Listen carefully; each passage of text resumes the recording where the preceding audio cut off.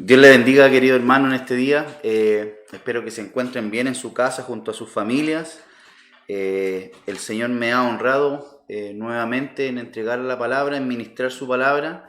Y antes de comenzar, quiero hacer una pequeña oración para que el Señor tome el control de todo lo que se va a hablar y que pueda ser Él enseñándonos, ministrándonos, porque yo traigo mi parte preparada, pero usted sabe que el Señor va cambiando, añadiendo, quitando, y es finalmente Él el que toma total control de esta prédica para que usted sea bendecido y para que también yo, quien ministro la palabra, también el Señor me enseñe.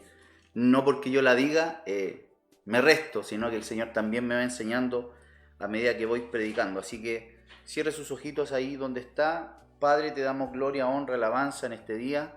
Señor, me dispongo, Señor, en tus manos para que tú, Señor, enseñe a tu pueblo conforme tú quieras, Señor.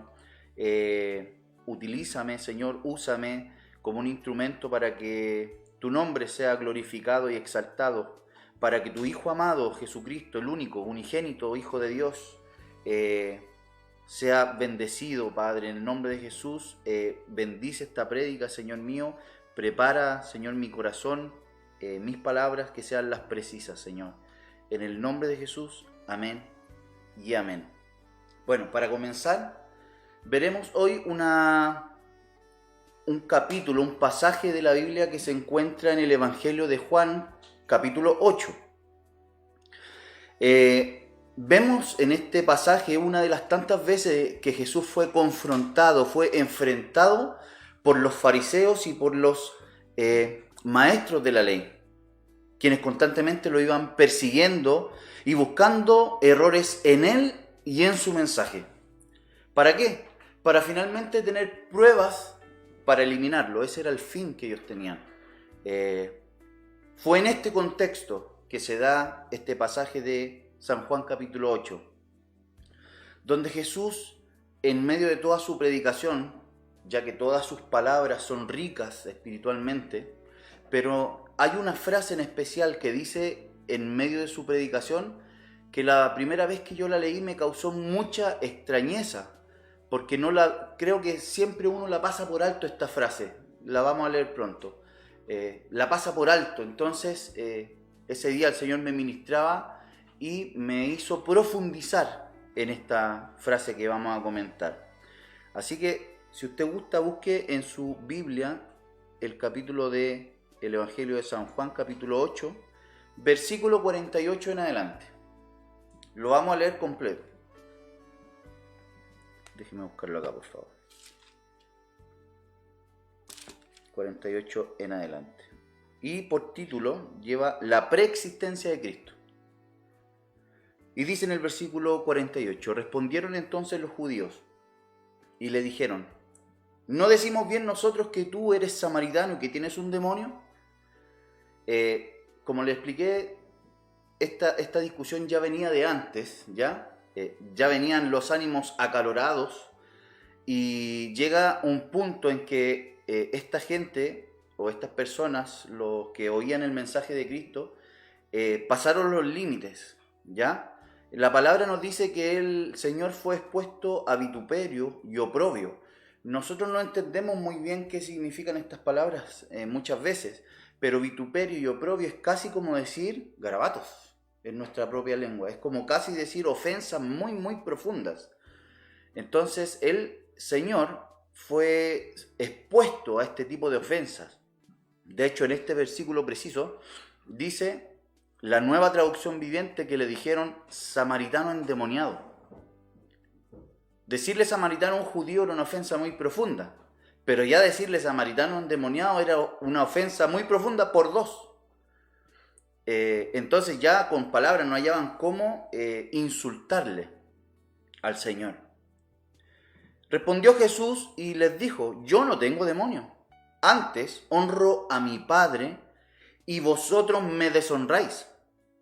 Hay algunos expertos en la palabra, estudiosos, que también dicen que el tiempo verbal correcto en esa frase es vosotros lo deshonráis.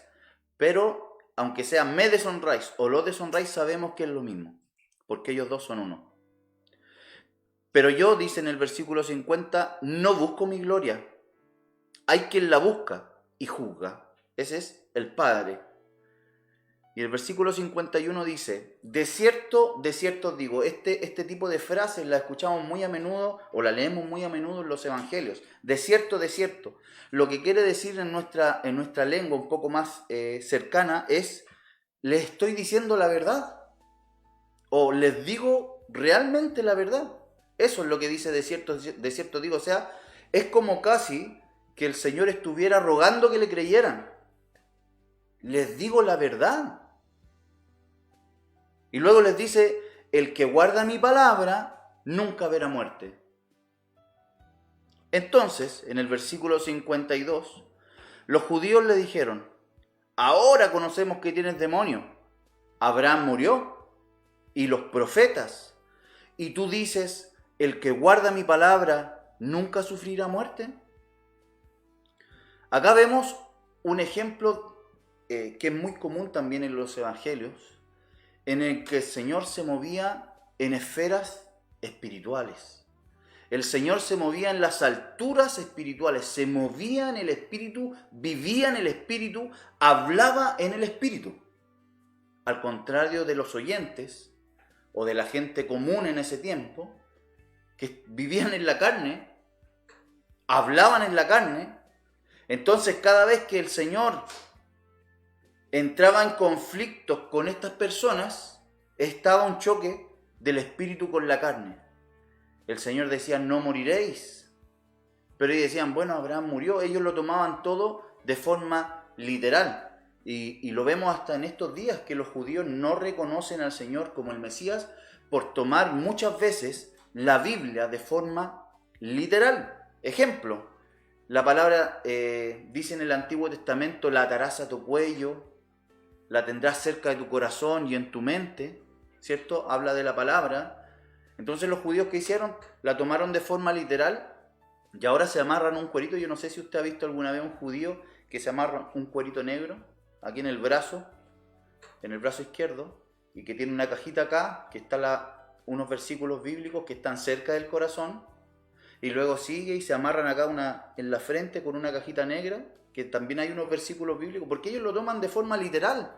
Pero el Señor no quería que la tuvieran de forma literal, quería que la tuvieran de forma espiritual, dentro de su corazón y gobernando su mente. ¿Ya? Entonces, podemos entender que tomaban de forma literal las palabras de Cristo en ese instante. Él no estaba hablando de la muerte física, sino que estaba hablando de la muerte eterna. No morirán eternamente. Claro que Abraham había muerto, los profetas habían muerto, muchos de nuestros hermanos han partido. Quizás nosotros no logremos degustar la muerte. Quizás el Señor venga antes. Pero muchos parten.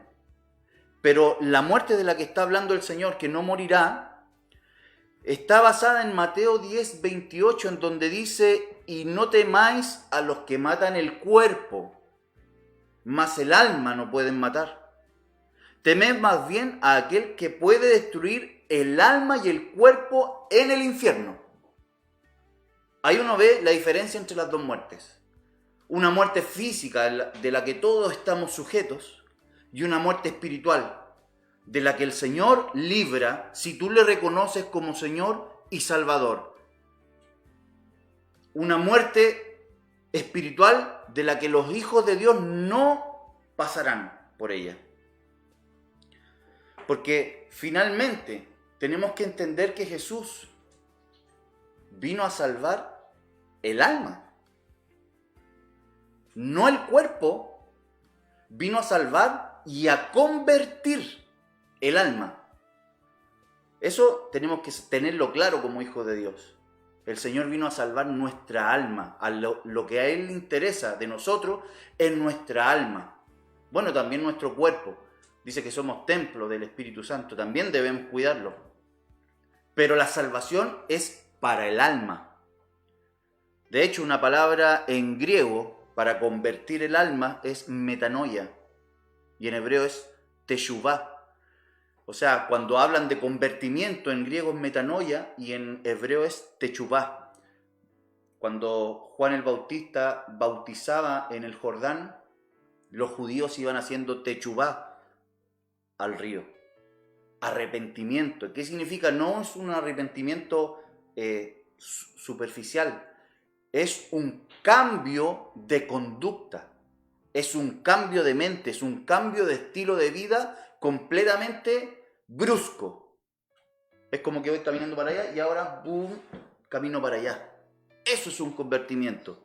Eso es lo que nosotros hemos vivido como hijos de Dios, que nos comportábamos y vivíamos de una manera, pero luego de toparnos con la cruz de Cristo, a sus plantas, hemos visto la cruz de Cristo, hemos visto su muerte, su vida, su muerte y su resurrección, y nosotros hemos sido convertidos, transformados, metanoia se llama eso.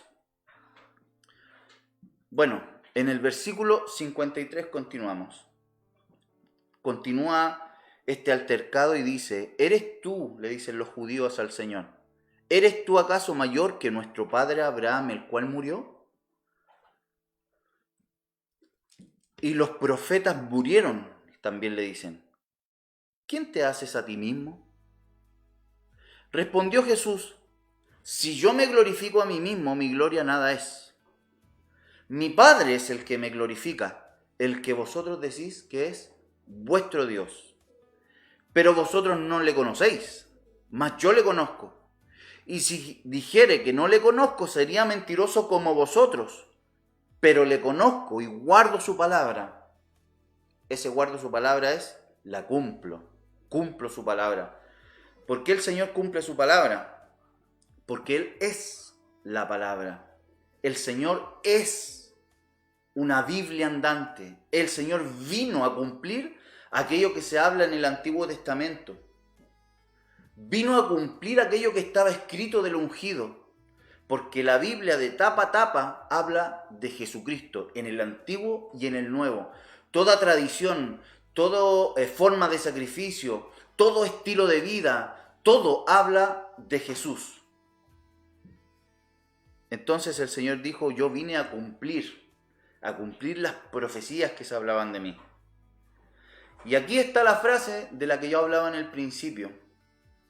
Una frase que pasamos por alto muchas veces, pero que hoy vamos a intentar profundizar y esperemos que el Señor nos ayude a explicarlo lo mejor posible. Dice el versículo 56. El Señor dice, Abraham vuestro padre se gozó de que había de ver mi día. Léalo bien, leámoslo de nuevo. Abraham, vuestro padre, se gozó de que había de ver mi día.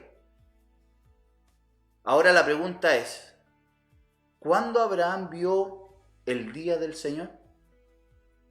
Porque aquellos que hemos estudiado la Biblia, sabemos que el Señor y Abraham en tiempos no se topan. El Señor vino muchos años después de Abraham.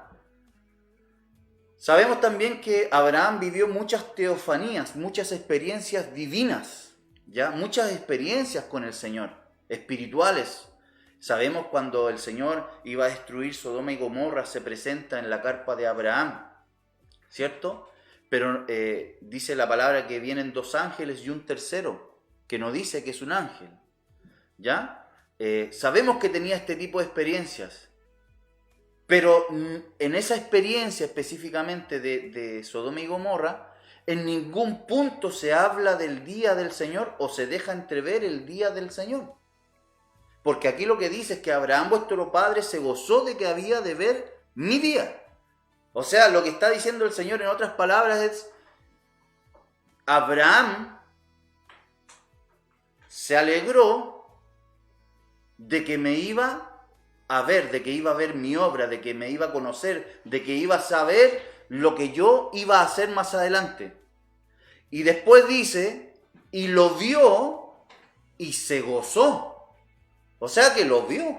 Abraham vio la obra salvadora de Jesucristo. Ahora quiero dejar en claro un par de cositas.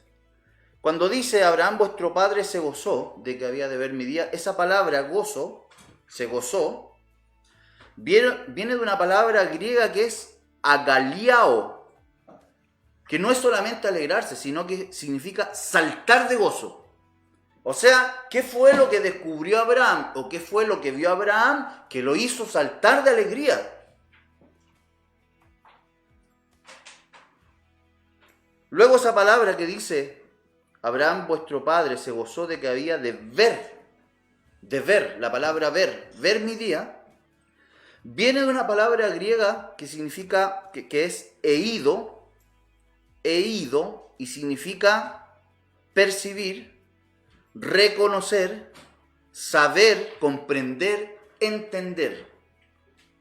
O sea que Abraham, vuestro padre, saltó de gozo de que había de entender, de saber, de comprender mi día. Y luego dice, y lo vio. Esa palabra vio no es la misma palabra ver de agaliao. Es la palabra ver de jorao en griego. La palabra jorao significa discernir. Entonces, y lo discernió, lo vio y se gozó. Podemos ir entendiendo cómo fue que Abraham vio el día del Señor. Lo vamos a ir desmenuzando unos versículos más adelante. Dice en el versículo 57, entonces le dijeron los judíos, ¿aún no tienes 50 años y has visto a Abraham? Jesús les dijo, de cierto os digo, antes que Abraham fuese, yo soy. O sea, el Señor muestra claramente su preexistencia. Desde antes de la fundación del mundo, Él ya estaba con el Padre. Tomaron entonces piedras para arrojárselas, porque había utilizado un término muy sensible para los judíos. Yo soy. Era como que si estuviese diciendo o haciéndose Dios mismo. Y no estaba lejos, porque era Dios mismo. Por eso tomaron piedras para arrojárselas. Pero Jesús se escondió y salió del templo atravesando en medio de ellos y se fue. Este tipo de cosas uno las lee muchas veces, cuando lee la Biblia, las leemos muy superficialmente y no entendemos que el Señor pasó muchos peligros en medio de su predicación.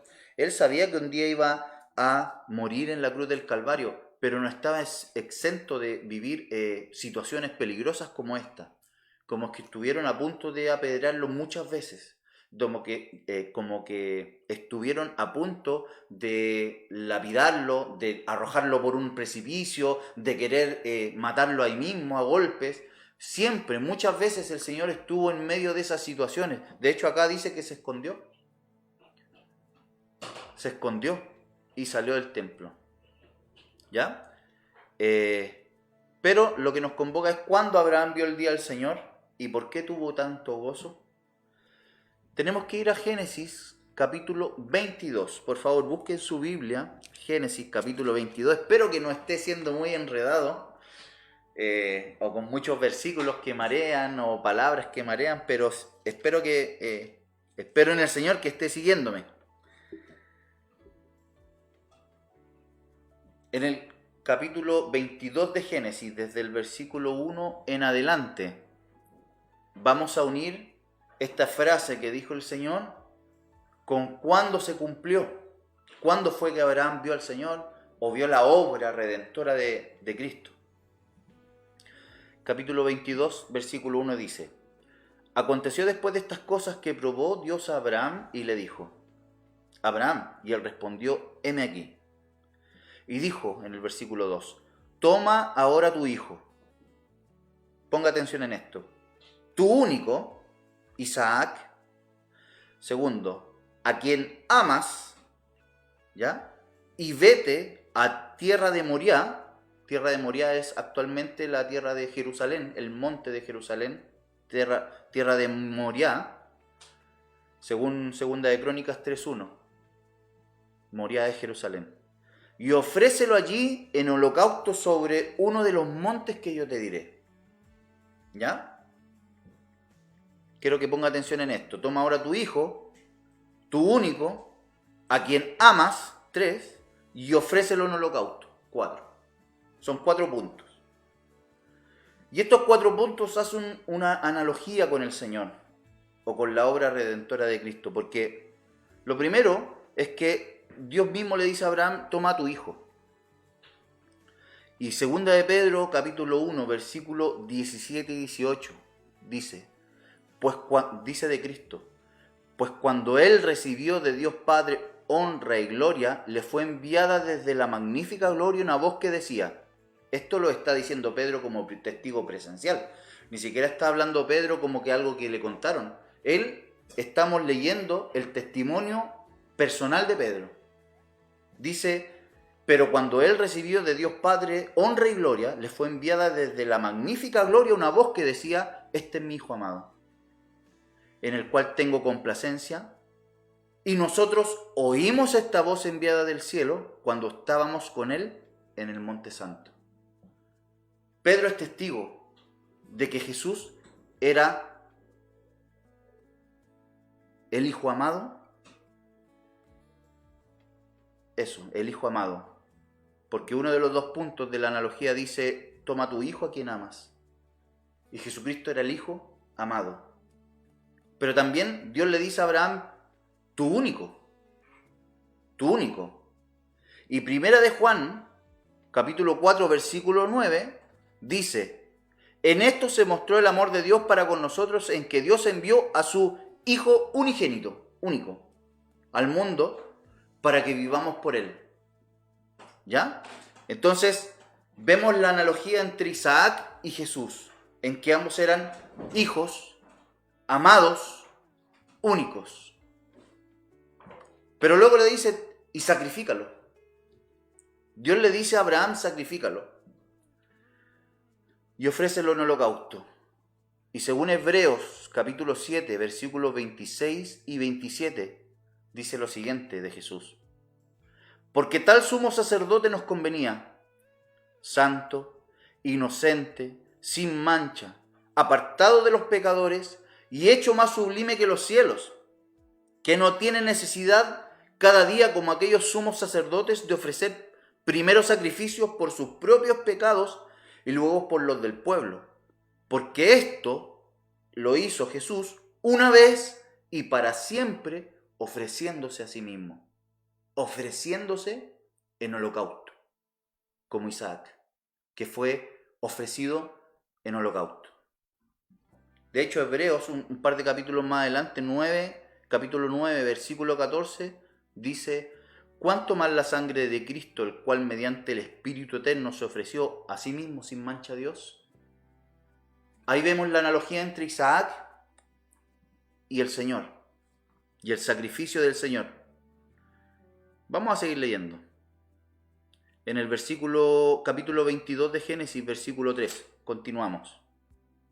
Entonces Abraham se levantó muy de mañana y enalbardó su asno y tomó consigo 2 siervos suyos y a Isaac su hijo, y cortó leña para el holocausto y se levantó y fue al lugar que Dios le dijo. Y al tercer día Abraham alzó sus ojos y vio el lugar de lejos. Entonces dijo Abraham a sus siervos, esperad aquí con el asno, y yo y el muchacho iremos allí y adoraremos y volveremos a vosotros. Yo quiero que se ponga en la situación de Abraham, porque uno lo lee así como, no, yo voy ahí, sacrifico a mi hijo y vengo. Es súper rápido, súper corto. Pero póngase en los zapatos de Abraham. Abraham había creído en un Dios que no se complacía en los sacrificios humanos. Era un Dios diferente, era un Dios superior a lo que creían los demás. Pero llegó un punto en la vida de Abraham en que Dios mismo le solicita y le pide que sacrifique a su propio hijo. Y no solo era su hijo, era el único que tenía. Y por ser el único era muy amado. Y la forma de sacrificio era muy cruel. Yo me imagino a Abraham caminando hacia el monte Moriah, deshecho. Con cada paso, una lágrima. Mirando a su hijo en todo momento, sabiendo que lo tenía que matar. Algunos expertos dicen que la edad aproximada, ya que la Biblia no lo comenta, pero la edad aproximada que tenía Isaac en ese momento no era un niño de 5 ni 7 años. Muy probablemente, según los que estudian profundamente, los expertos en teología dicen que el niño tiene que haber tenido por lo menos más de 15 años. Porque Abraham era un hombre de edad muy viejo y tuvo que cargar la madera para sacrificar un cuerpo humano, que no era poca. Entonces el niño no tiene que haber sido un niño muy pequeño.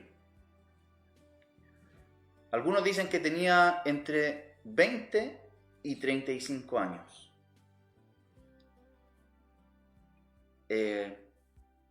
Entonces es otro punto a tener en cuenta.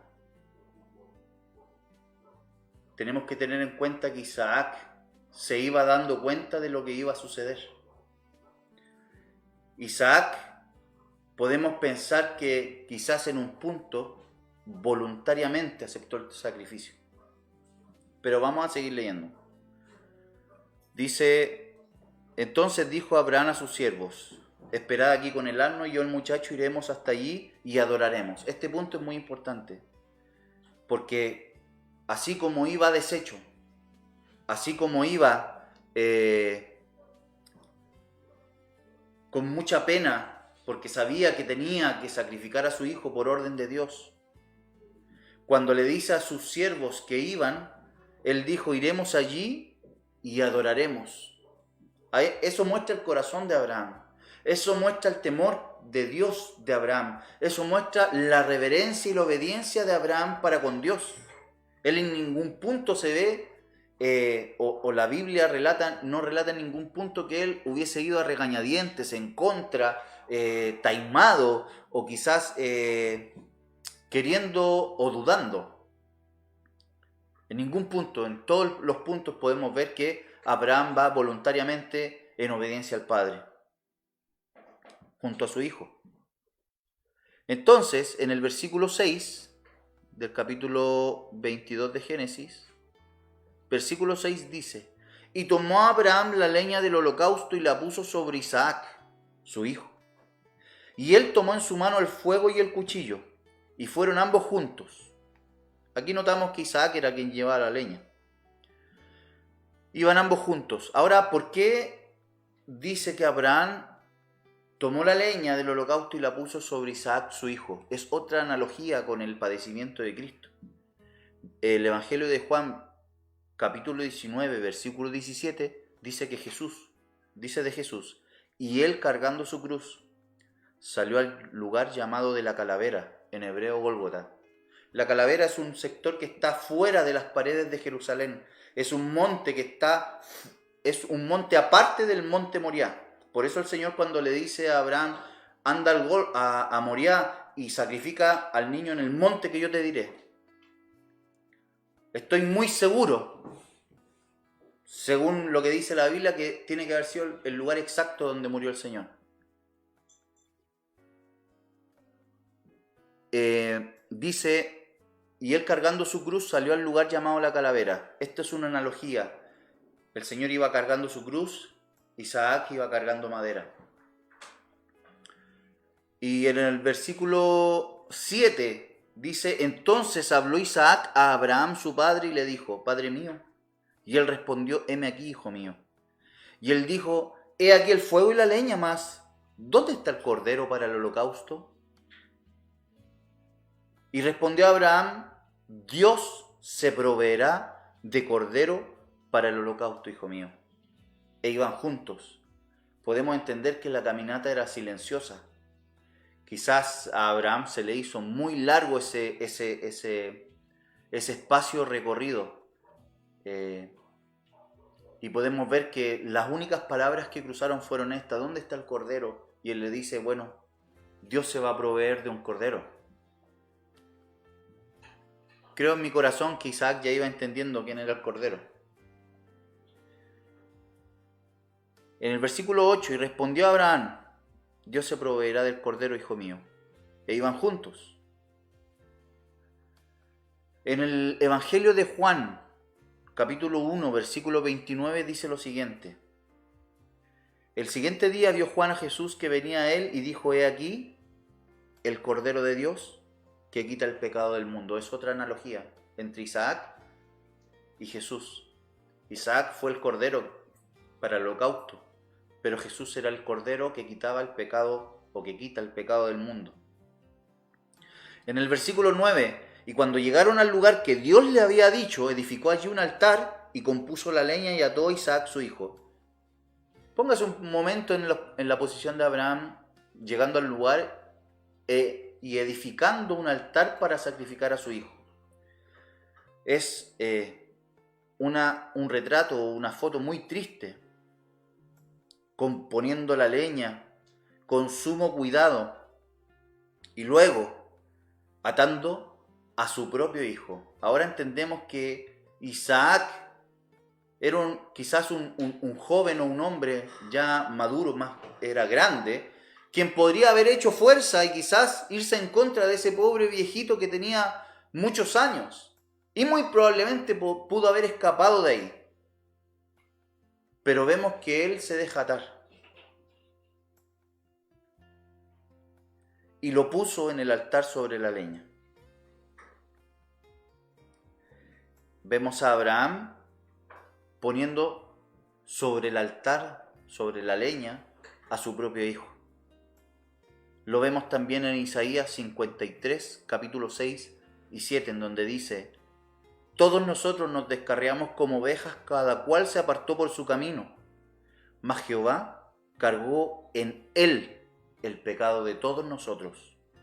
Y angustiado él y afligido no abrió su boca, como cordero fue llevado al matadero, y como oveja delante de sus trasquiladores, enmudeció y no abrió su boca. Vemos otra analogía entre Isaac y Jesús. Ambos voluntariamente, silenciosamente, aceptaron los designios del Señor. De hecho, en Isaías 53, un poquito más adelante, en el versículo 10, dice: con todo eso, Jehová quiso quebrantarlo, sujetándole a padecimiento. Lo que quiere el Señor mostrar en estos pasajes es que así como Abraham tuvo que voluntariamente sacrificar a su propio hijo, el Padre, el Creador de los cielos y la tierra, el Todopoderoso Dios, tuvo que desprenderse de su propio y único Hijo amado para sacrificarlo voluntariamente. Es este el punto que queremos tocar en esta predicación. La analogía entre Abraham, Isaac y el Padre y Jesús. En el versículo 10 de Génesis 22, versículo 10 dice: y extendió Abraham su mano y tomó el cuchillo para degollar a su hijo. Entonces, dice, el ángel de Jehová le dio voces desde el cielo y dijo: Abraham, Abraham. Y él respondió: heme aquí. Y dijo: no extiendas tu mano sobre el muchacho ni le hagas nada, porque ya conozco que temes a Dios, por cuanto no me rehusaste tu hijo, tu único. Versículo 3, entonces alzó Abraham sus ojos y miró, y he aquí a sus espaldas un carnero trabado en un zarzal por sus cuernos. Y fue Abraham y tomó el carnero y lo ofreció en holocausto en lugar de su hijo. Abraham había encontrado un sustituto para la muerte de su hijo. Había encontrado a alguien que iba a tomar el lugar de la muerte de su hijo. Mateo capítulo 26, versículos 27 y 28 dice: y tomando la copa, habla el Señor, y tomando la copa, y habiendo dado gracias, les dio diciendo: bebed de ella todos, porque esta es mi sangre del nuevo pacto, que por muchos es derramada para remisión de los pecados. Era tu sangre, era mi sangre la que tenía que ser derramada. Eras tú y era yo el que tenía que estar en la cruz. Pero el Señor usó un sustituto. Y ese sustituto era su único, su amado hijo. ¿Vamos entendiendo?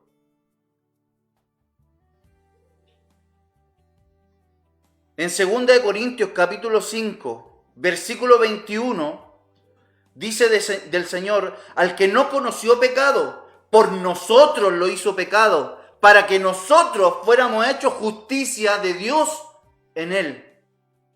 Él tomó mi lugar. Él pagó el precio de todo lo malo que yo fui y que muchas veces soy.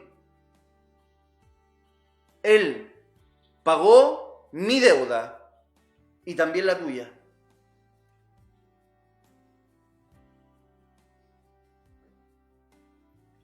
Seguimos en Génesis 22, capítulo 14, dice: y llamó a Abraham el nombre de aquel lugar Jehová proveerá, Jehová Jireh. Por tanto se dice hasta hoy: en el monte de Jehová será provisto. ¿Qué será provisto?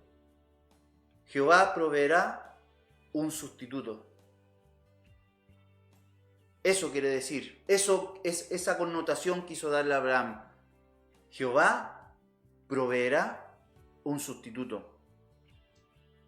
Podemos ir entendiendo por qué el Señor dijo en San Juan 8: Abraham se gozó de que había de ver mi día, y lo vio y se gozó. Lo podemos ir entendiendo. ¿Cómo Abraham entendió el plan de salvación que el Padre tenía previsto? Que el Padre tenía planeado desde antes de la fundación del mundo. ¿Cómo fue que Abraham tuvo que discernir la salvación de Cristo, la obra redentora de Jesús, el Cordero de Dios que quita el pecado del mundo?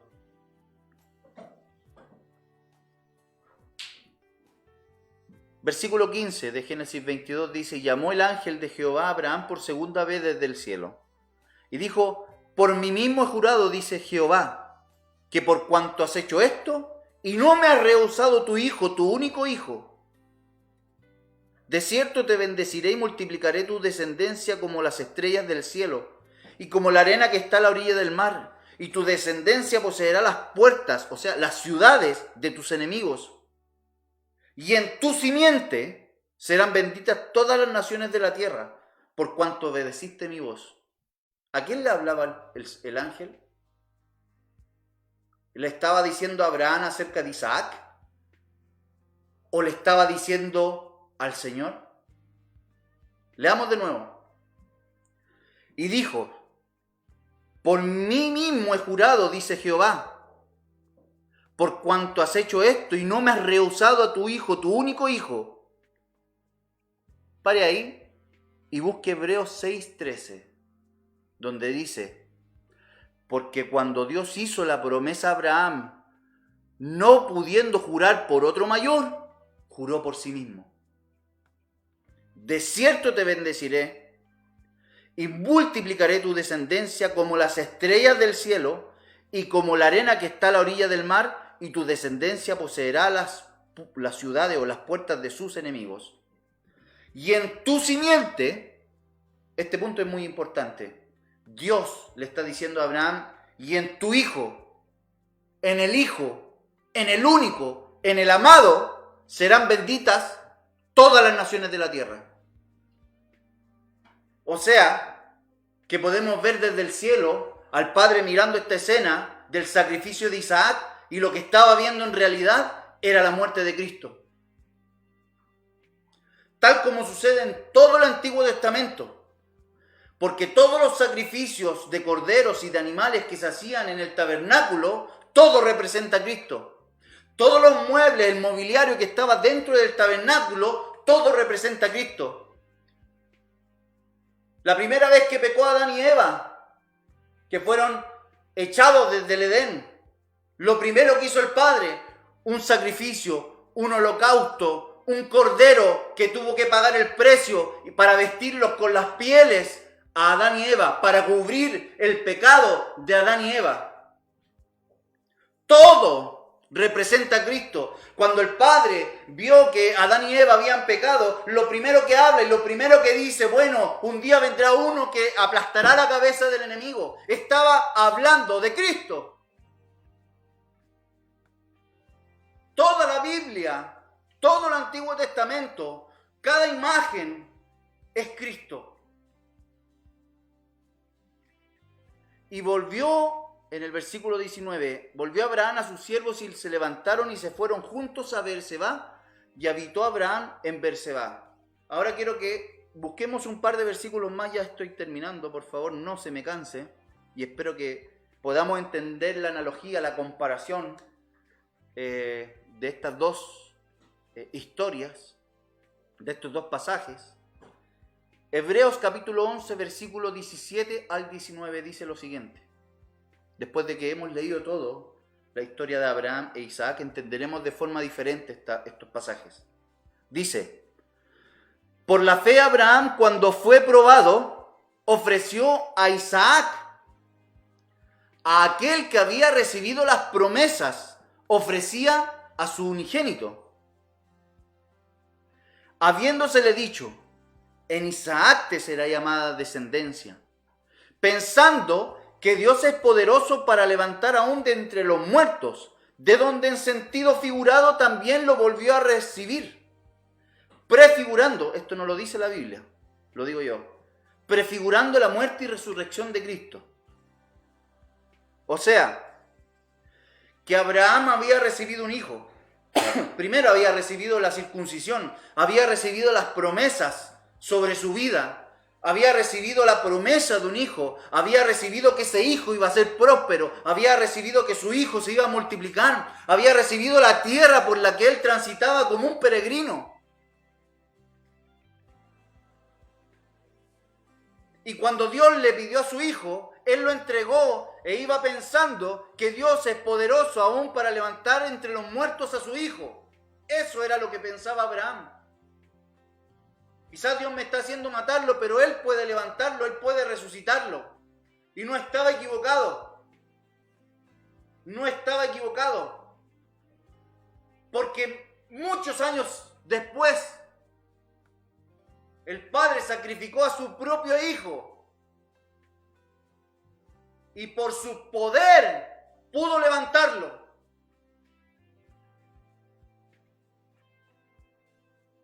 De entre los muertos. Dice, esto prefigura la muerte y resurrección de Cristo. En Gálatas capítulo 3, versículo 6, dice, 6 en adelante. Así Abraham creyó a Dios y le fue contado por justicia. Sabed por tanto que los que son de fe, la palabra fe, lo he dicho otras veces, es del griego pistis, que significa confianza. O sea, la fe es confiar completamente. Sabed por tanto que los que son de la fe, estos son hijos de Abraham. Y la Escritura, previendo que Dios había de justificar por la fe a los gentiles, dio de antemano, por favor subraya esto, dio de antemano la buena nueva a Abraham. Ahí está. Ahí está el resumen de toda esta predicación. Podemos entender en este versículo que Abraham conocía la buena nueva, la buena noticia, diciendo, en ti serán benditas todas las naciones. O sea que Abraham sabía que los gentiles iban a ser salvos, sabía que todas las naciones iban a ser benditas en el Hijo, y sabía de antemano toda la buena nueva, la buena noticia. Evangelio significa buena noticia. De modo que los que son de la fe son bendecidos con el creyente Abraham. No en, con. Son bendecidos con el creyente Abraham. Y en el versículo 16 del mismo Gálatas 3 dice, ahora bien, A Abraham fueron hechas las promesas y a su simiente. ¿Quién representa la simiente de Abraham? Era Isaac, pero en realidad representaba a Cristo. A Abraham fueron hechas las promesas y a su simiente. No dice y a las simientes, como si hablase de muchos, sino como de uno y a tu simiente, la cual es, dígalo usted, Cristo. O sea, la simiente de Abraham representaba a Cristo. Y las promesas que Dios puso sobre Abraham, o específicamente sobre su hijo, representaban las promesas de Cristo, o para Cristo. A través de él todo el mundo iba a ser bendecido, iba a ser prosperado. Él iba a tener hijos como millares, como las estrellas del mar, como las estrellas del cielo.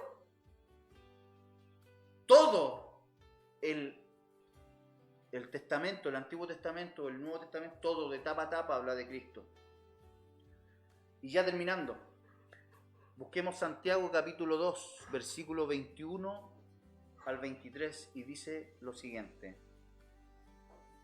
¿No fue justificado por las obras Abraham nuestro padre? Justificado en la Biblia significa salvo, salvación. Ser justificado es ser salvo. Ahora entendemos que Abraham era salvo. Y dice, ¿y no fue justificado por las obras Abraham nuestro padre cuando ofreció a su hijo Isaac sobre el altar? ¿No ves que la fe actuó juntamente con sus obras y que la fe se perfeccionó por las obras y se cumplió la escritura que dice, Abraham creyó a Dios y le fue contado por justicia y fue llamado amigo de Dios? Lo que quiero dejar en claro a través de este versículo es que Abraham entendió miles de años antes de la venida de Cristo, entendió la vida, obra y resurrección del Mesías, del ungido, de aquel que se había hablado desde el huerto de Edén en adelante, de aquel único que iba a venir, de aquel especial, de aquel ungido, de aquel profeta, dijo Moisés, de aquel que venía, que todos lo esperaban, que iba a ser un rey, que iba... Todo ello, todo eso, todos lo esperaban. Pero Abraham supo de antemano cómo iba a ser la obra redentora a través de la cual Dios, a través de Jesús, iba a salvar al mundo. Abraham logró discernir el plan de salvación para la humanidad, entendiendo que un día vendría aquel ungido a esta tierra y a través de su vida, muerte y resurrección traería vida eterna a todo aquel que creyera en él con la misma fe con la que Abraham le creyó a Dios. Entendió que Dios a través de esa impactante experiencia le estaba mostrando el futuro por venir. Es por esto que cuando Abraham entendió el plan, logró ver al Señor. Logró ver el día del Señor, provocando en él un gozo indescriptible, saltando de alegría, pues había encontrado al Salvador. Dios les bendiga.